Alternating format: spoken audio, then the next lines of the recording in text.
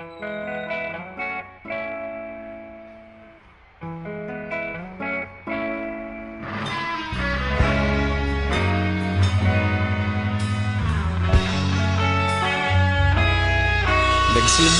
ang lahat sa eskwela, nagsama-samang 12, sa kalokohan at sa tuksuhan, hindi maawat sa isa't isa. Madalas ang standby sa cafeteria, isang barkada na kay saya. Laging may hawak-hawak na gitara, konting udyok lamang kakanta na. Kay simple lamang ng buhay nun, walang mabibigat na suliranin. Problema lamang laging kulang ang datong. Sana napunta ang panahon? Sana nga ba? Sana nga ba? Sana napunta ang panahon? Sana nga ba? Sana nga ba? Sana napunta ang panahon? Sa unang ligaw kayo'y magkasama, magkasabwat sa pambobola. Walang sikreto kayong tinatago, okay sarap ng samahang barkada.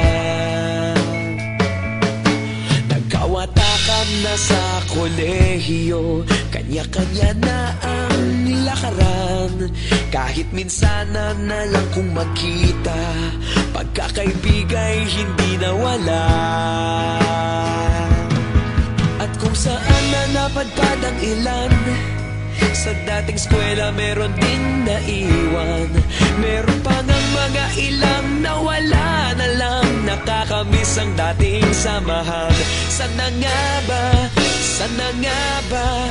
Sana nga bang barkada ngayon? Sana nga ba?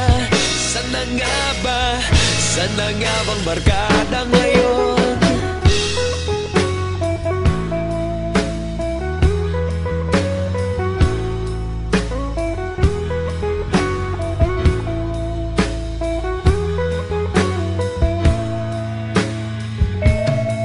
Ilang taon din ang nakalipas, wala pa sa aming tatay na nagsusumikap upang yumaman at guminhawang kinabukasan.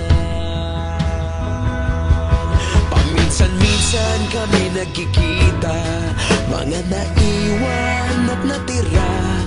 At gaya nung araw namin sa eskwela, pag magkasama'y nagwawala.